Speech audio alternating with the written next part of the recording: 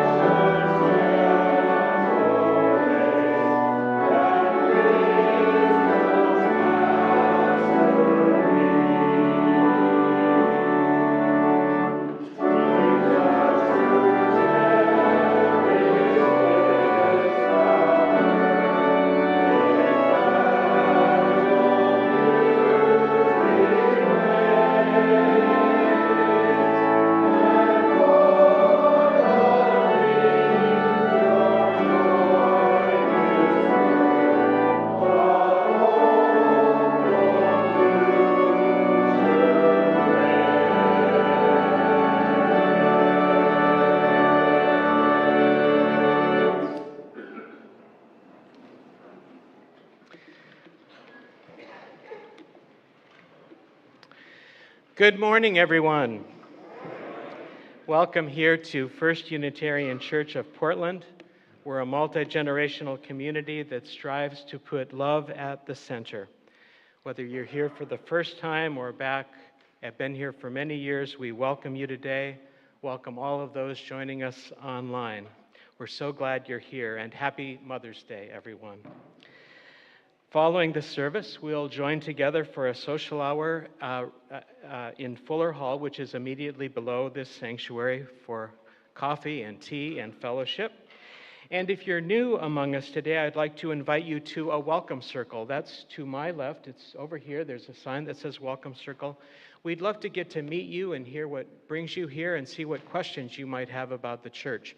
This is a good way to meet some other new people to the church as well. So gather with folks from our membership team for the welcome circle right after the service. I'm pleased to bring you the results of our annual auction this morning. $48,000 was raised.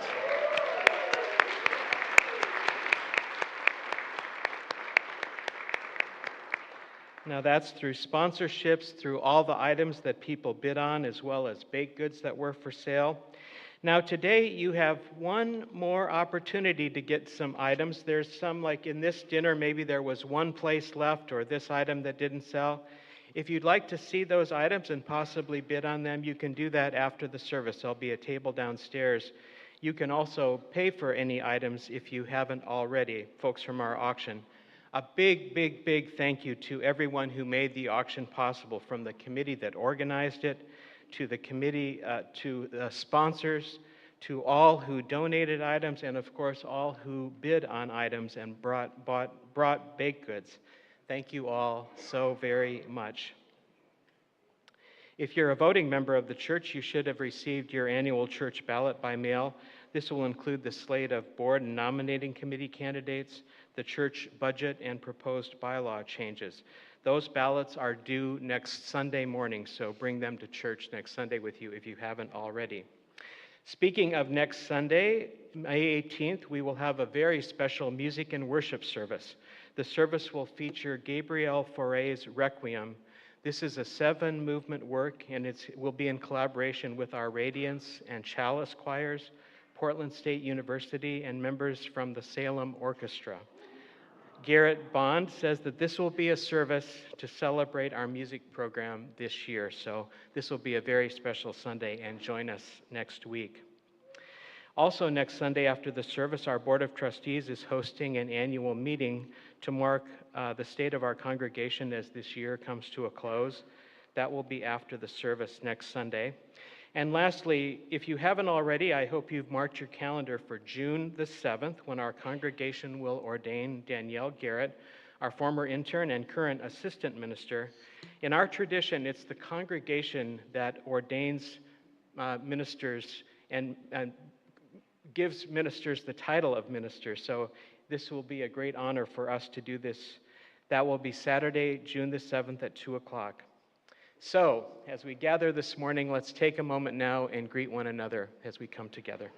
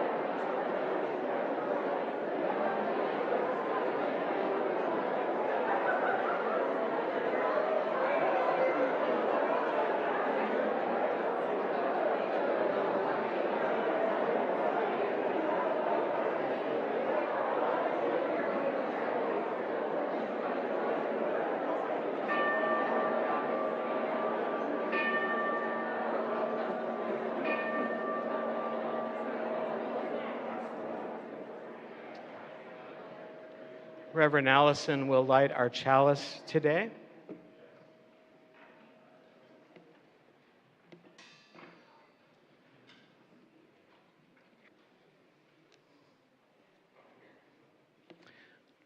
We are Unitarian Universalists. We light this chalice in faith, in hope, and in love.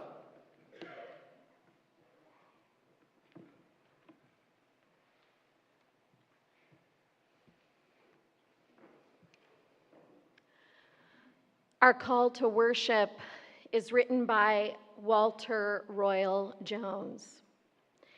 Mindful of truth ever exceeding our knowledge and community ever exceeding our practice, reverently we covenant together, beginning with ourselves as we are, to share the strength of integrity and the heritage of the Spirit in the unending quest for wisdom and love. May we be guided by that light this hour and each day.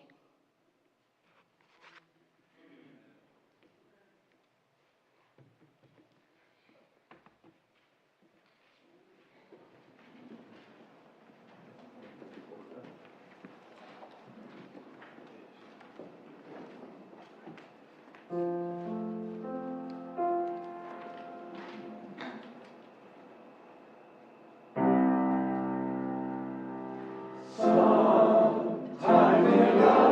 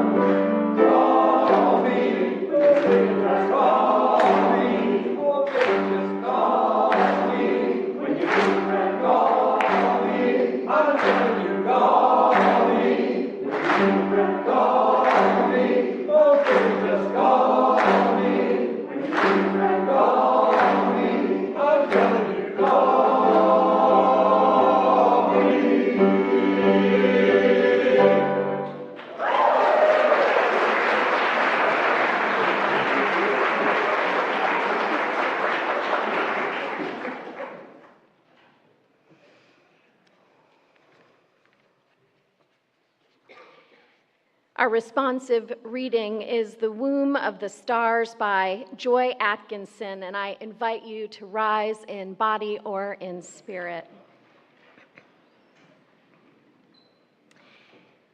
The womb of the stars embraces us. Remnants of their fiery furnaces pulse through our veins. We are of the stars, the dust of the explosions cast across space. We are of the earth. We breathe and live in the breath of ancient plants and beasts. Their cells nourish the soil. We build our communities on their harvest of gifts. Our fingers trace the curves carved into clay and stone by forebears unknown to us. We are a part of the great circle of humanity, gathered around the fire, the hearth, the altar. We gather anew this day to celebrate our common heritage. May we recall in gratitude all that has given us birth. And now will you join in our doxology?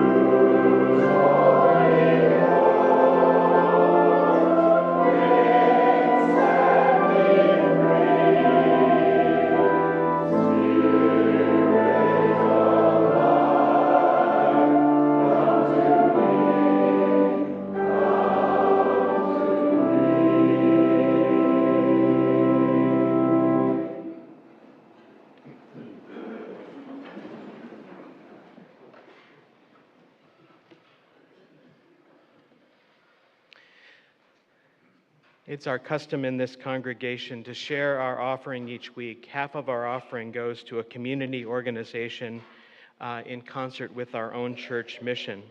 This church year, we're sharing our plate with community organizations working for the rights and to support immigrants. This month, we're sharing our plate with VAWS, a worker-led organization that empowers diverse day laborers and immigrants to improve their working conditions and to protect civil rights through leadership development, organizing, education, and economic opportunity. VAWS connects day laborers to jobs at worker centers. It offers a space to build skills and knowledge so that day laborers can earn higher wages and achieve long-term economic stability. In a moment here in the sanctuary, our ushers will come through and collect the offering. There will also be a QR code on the screen that you can use to donate, and if you're at home watching, you can use that QR to donate. Thank you for your generosity that sustains the ministry of this congregation.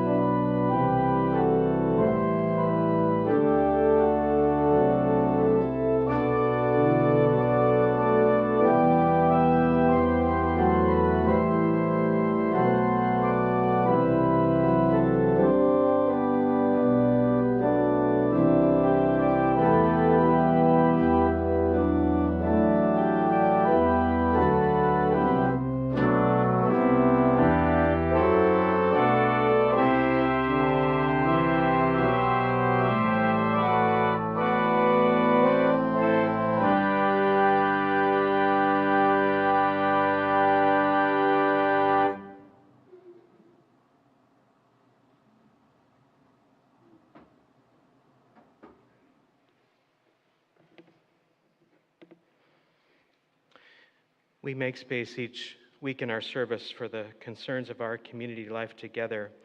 A reminder, here in the sanctuary, you can light a candle of intention in one of our galleries.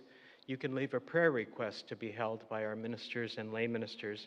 And online, you can submit those prayer requests to prayer@firstunitarianportland.org. The flowers today are given by the family of Liz Julie. Liz's memorial was held yesterday, and we send love to her family as they continue the process of grieving her and celebrating her life. A memorial service will be, it's a memorial gathering will be held for member Marilee Thompson next Saturday, May 17th at 2:30 at Willamette View Retirement Community where Marilee lived. Marilee joined our church in 1998, and she served as a lay minister for many years, as well as being a member of our alliance. Marilee died in February. Will you join me now in prayer? Spirit of life and of love, God of many names and no name at all, hear our prayers this day. We begin, Spirit, in thanks for this spring day, for the beauty around us, for gentle rain, for the beauty that marks this place we call home. Help us to notice. Help us to be grateful. On this Mother's Day, we celebrate mothers and grandmothers, all people of all genders who bring life into this world, all who nurture life around us. Help us to recognize the hard work of motherhood, of parenthood. Help us to make a space for the gifts our parents bring with all of their blessings and all of their failings too. Help us to recognize the beauty and the brokenness that we bring into this day. We remember our mothers who are no longer with us. We recognize those for whom parenthood has not been possible.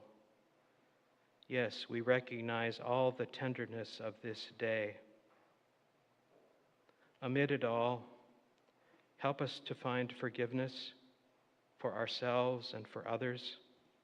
Help us to find our way to gratitude. Help us to find our way to love. And may that love help us to find healing and wholeness. In a world that would so often have us feeling isolated, help us, Spirit, to recognize our connections. May we feel held. May we feel loved. Help us, Spirit, in all of our days to use our gifts to bless the world. Blessed be, and amen. Let's take a few moments now and be together in silence.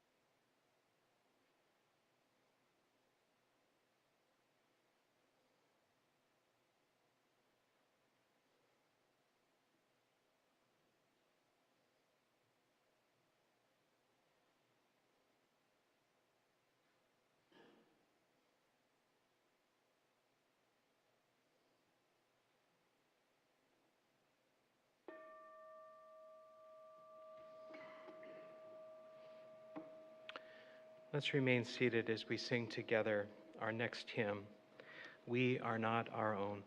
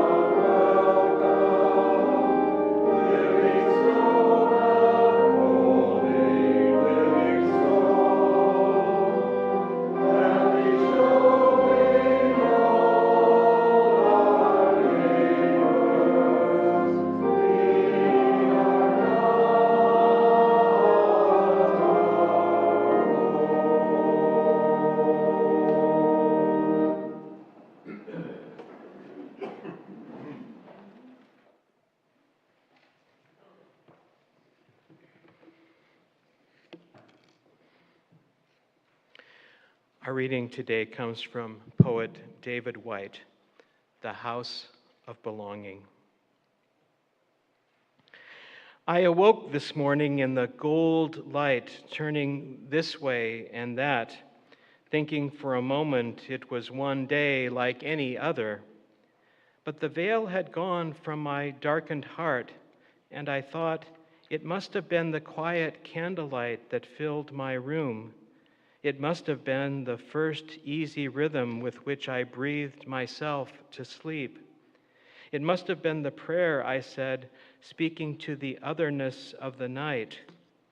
And I thought, this is the good day you could meet your love. This is the gray day someone close to you could die.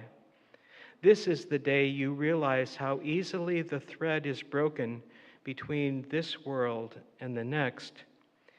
And I found myself sitting up in the quiet pathway of light, the tawny, close-grained cedar burning round me like fire, and all the angels of this housely heaven ascending through the first roof of light the sun has made.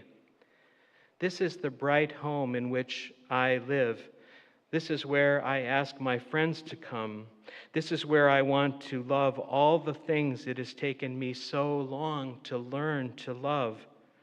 This is the temple of my adult aloneness, and I belong to that aloneness as I belong to my life. There is no house like the house of belonging.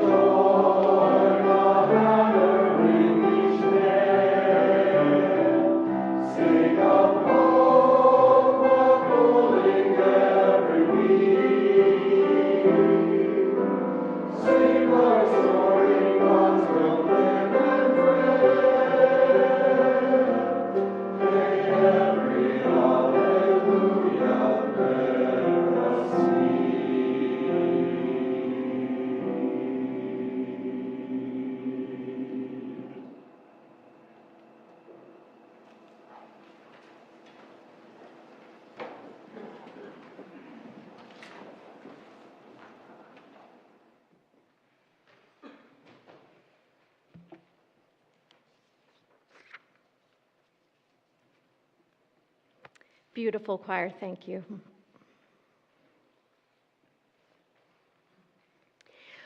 One of the most formative stories in Christianity and Judaism about family is found in the book of Ruth.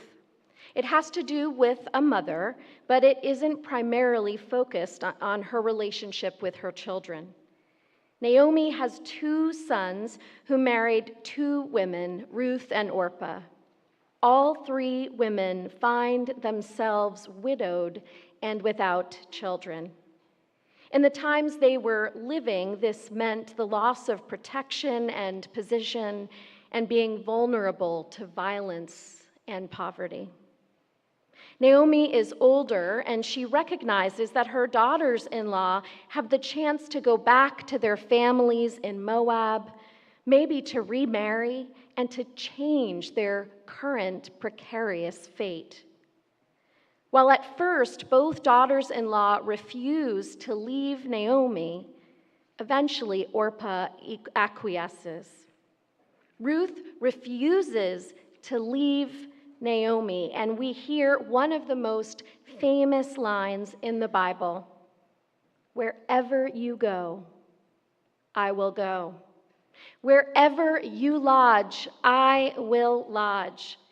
Your people shall be my people, and your God shall be my God."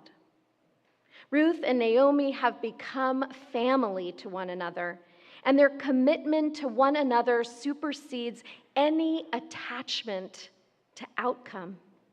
Ruth chooses Naomi whether their fate will be joyful, harrowing, or both. Ruth and Naomi have become home to one another, no matter where they happen to physically live. They belong to each other.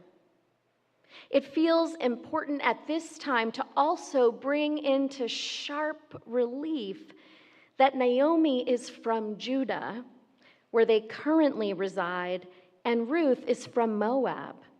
She is an immigrant who could find herself in an even more vulnerable position after Naomi passes away. Ruth even goes on to say, "Where you die, I will die. There I will be buried. May the Lord do thus and so to me, and more as well, if even death parts me from you." This turn of phrase is the inspiration for the wedding vows that some people choose: "Until death do us part."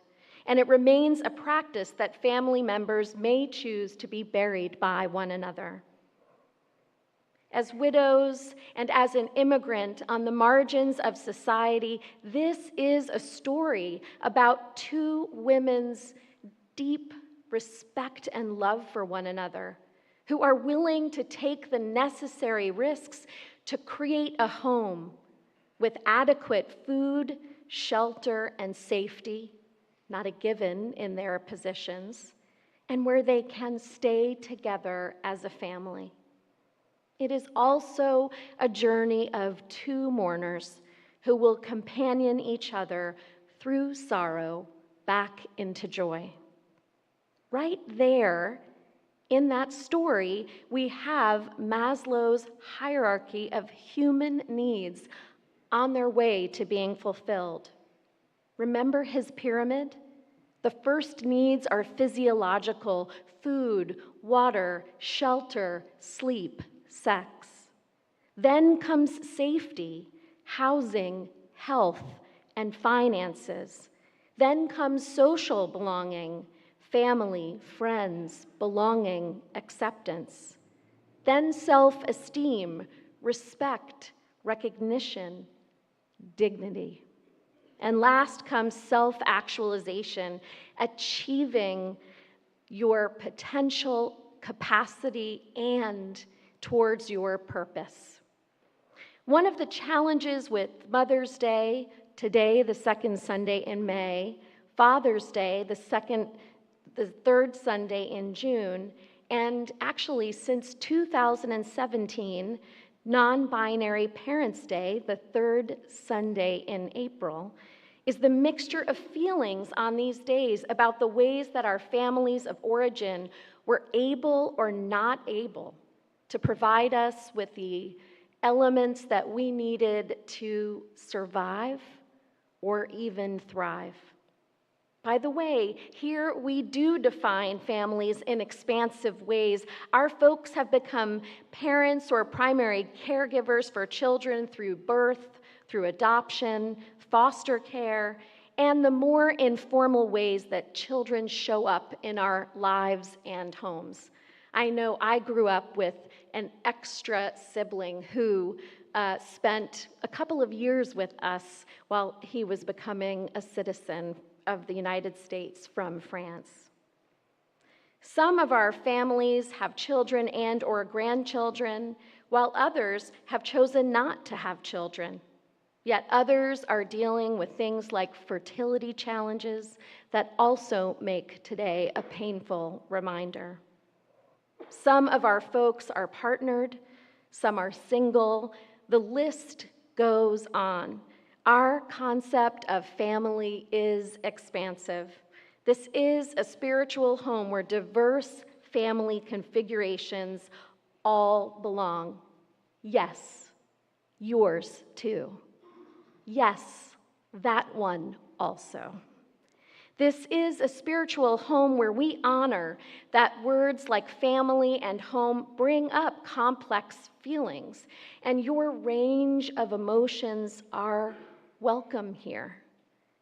Your gratitude, your joy, your enthusiasm, your mid-Mother's Day project that you need to finish before you actually see your mother later today, your sadness, your missing things, your anger, your hope, your reaching for forgiveness, but not having gotten there yet. I'll never forget when I met my half-sister for the first time. My mother had given her up for adoption at a time where, for a number of reasons, she couldn't care for a child. And when my mother's family of origin was unwilling to help because that child was not conceived in wedlock, and because that child did not have two Jewish parents, like me, I might add. By the time my interfaith parents had me, my grandparents had softened on some issues. But I could feel the sting of words that let us know we were considered a little on the outside at some holidays. So this made sense. Among other things, it turns out my half-sister wasn't adopted until she was 4 years old. Her early life experiences led her to share this with my brother and I when we met her for the first time. Family just doesn't conjure up positive feelings for me. And she named that it was difficult to see the closeness between me and my brother when she hadn't had that with her sibling in her household growing up. And she also spoke with joy about the family that she was creating with her spouse and 3 children. I know that there are hundreds of stories in this room of pain and joy when it comes to family. For those for whom this topic brings up challenging feelings about childhood, just remember, breathe, reground yourself.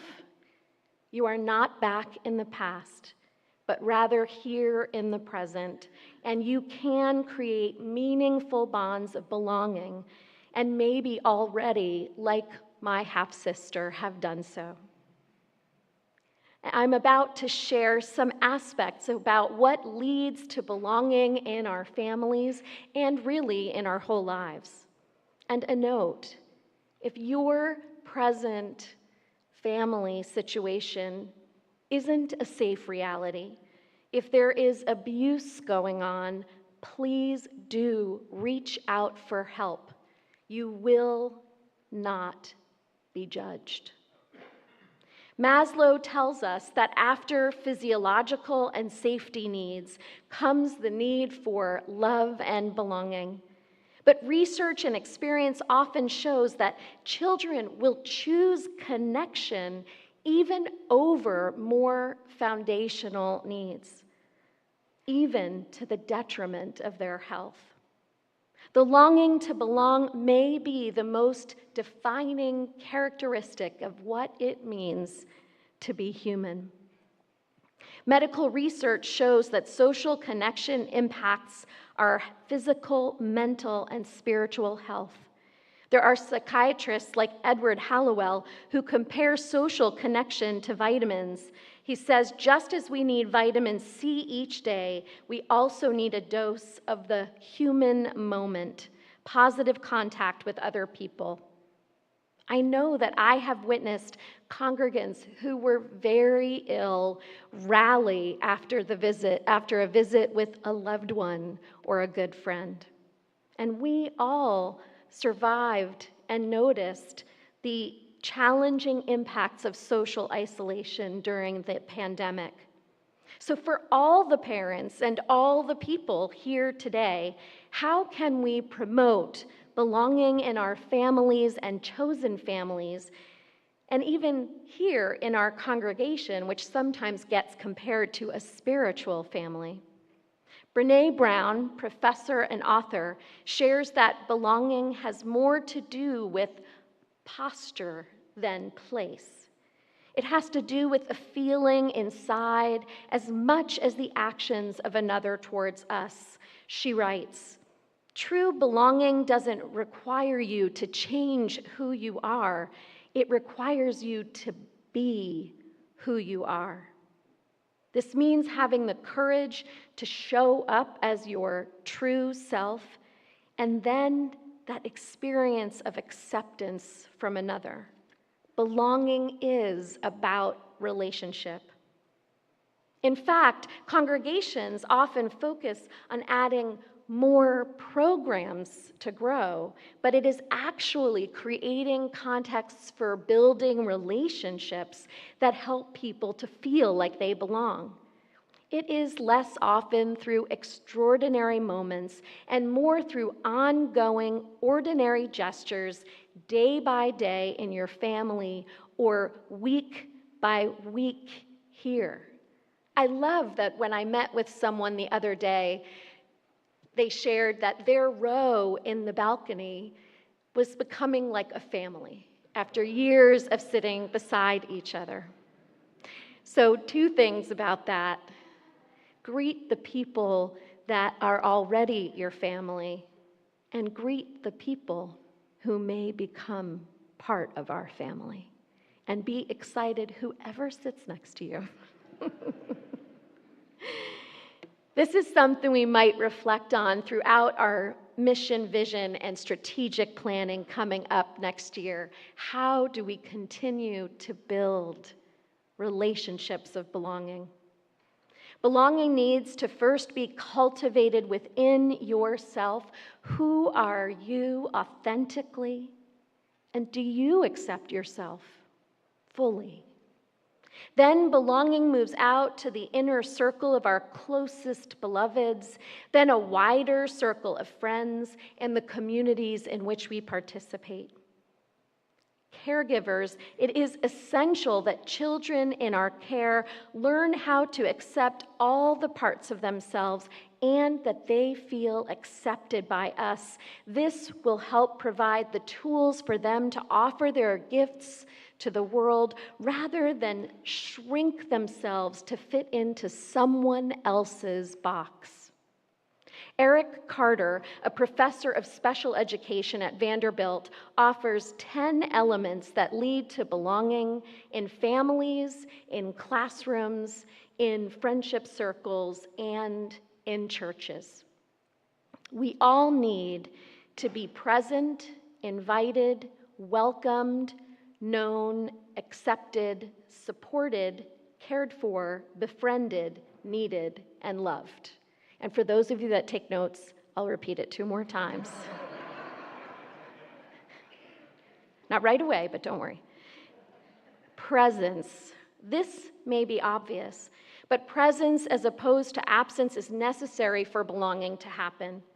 Ruth and Naomi were first and foremost present to each other to create the bonds of family.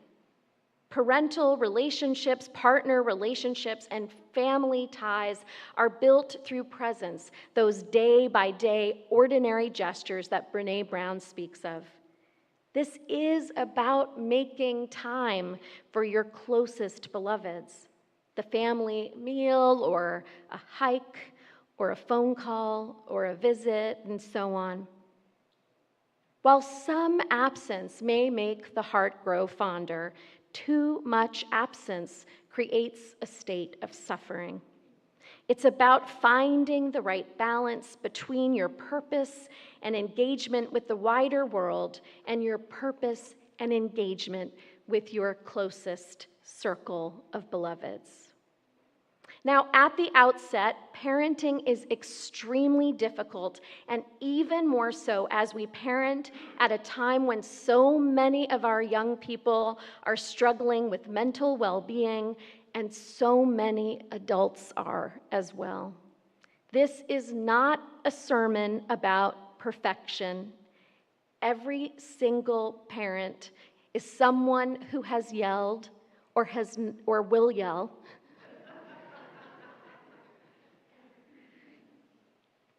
and can go back and say, this is what I wish I did and what I will do differently next time. I'm sorry, which is a great lesson for our children. We all have gifts and flaws. We can all work towards repair or make better choices for our families over time. Each one of the 10 elements is offered for reflection and encouragement, not as a source of self-shaming or harsh criticism. For example, if the balance of presence with your family is off kilter, think about what you might change to have it be more in alignment with your values. And a word about how we need to work for a world that supports parents with an eighth principle lens. The more a parent is located on the margins of society, the more difficult it will be to fulfill any of these 10 elements. I remember a single parent who worked 2 jobs to pay for her child's medical treatment and was hardly able to be with her in the hospital. After presence, we need to feel invited. Invitations are the antidote to absence. We need to invite our children or our parents or our beloveds to join us at that metaphorical or literal table if they have been too absent. If we have sent the message that someone is no longer a part of our family and we realize that was a mistake, we need to do the work of naming our mistake and inviting them back to the table. After invitation, we need to welcome them. Are they met with open arms and warmth and joy? Or are they given a cold reception and begrudgingly allowed to be present? Do they have to hide parts of their identity in our home?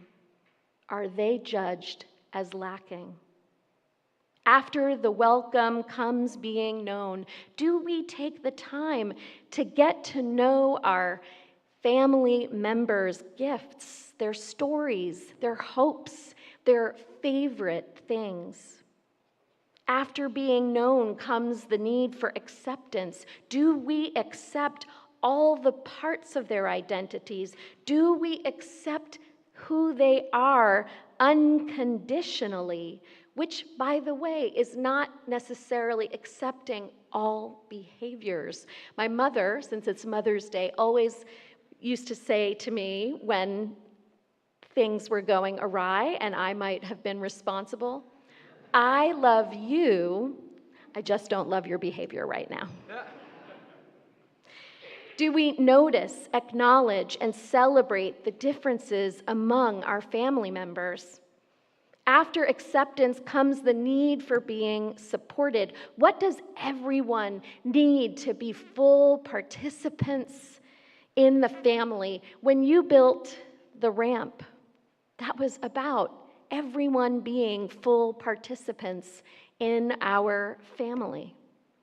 And in my family, when we host a Passover Seder, which people have come to from Taiwan, California, New Jersey, all over, really far distances, we have a practice of never having the Seder in a place that is not fully accessible. After support comes being cared for. And by the way, these are all mutual needs and can be offered in developmentally appropriate ways. To build the bonds of belonging, we need to offer mutual care. What does everyone need to flourish and thrive? And what can each person contribute to that?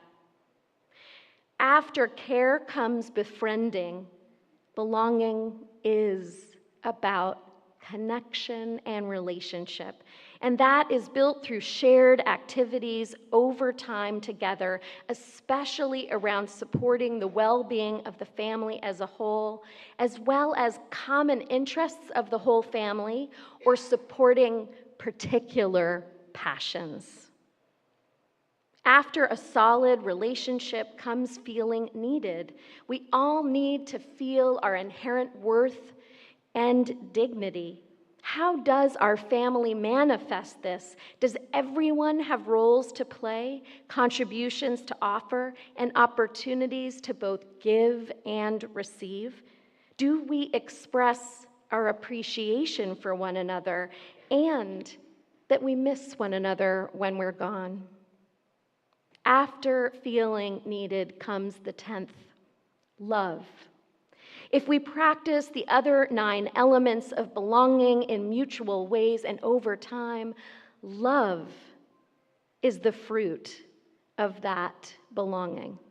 We extend and receive love, the most precious and transforming of human offerings.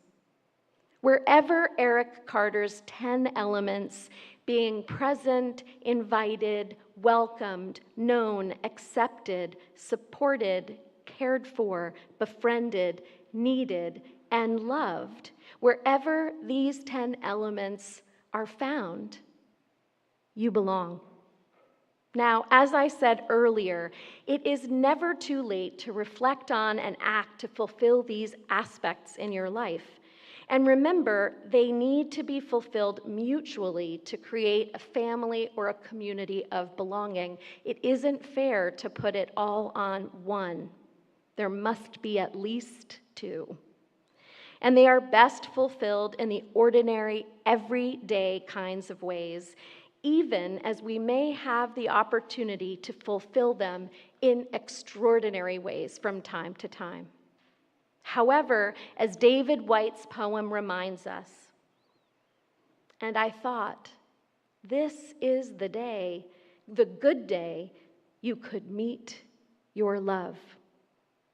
This is the great day someone close to you could die. This is the day you realize how easily the thread is broken between this world and the next.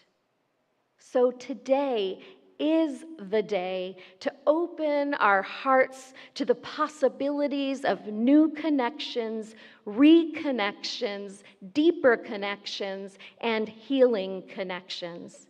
And may it lead to a great love like that of Ruth and Naomi, one that lasts beyond death. May it be so. Amen, and blessed be.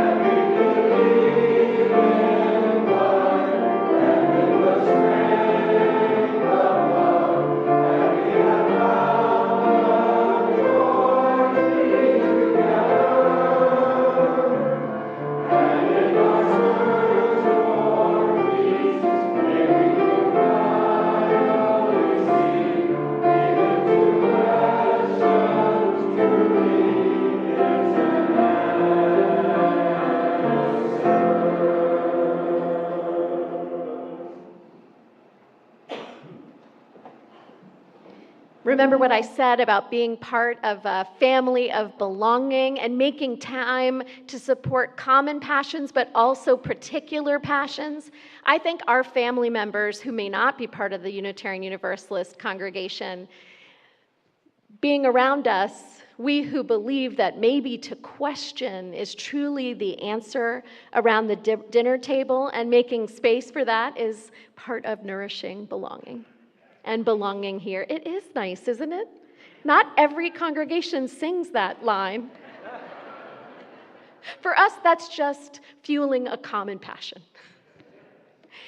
And now, in our going, may the light of love and belonging bless us and keep us. May it shine down upon us. May it be gracious unto us. And may it make of every one of us people who create peace and community where all feel their worth and dignity. For this is the day that you and I are given. So let us rejoice in it and be glad. Go in peace, practice love. Amen.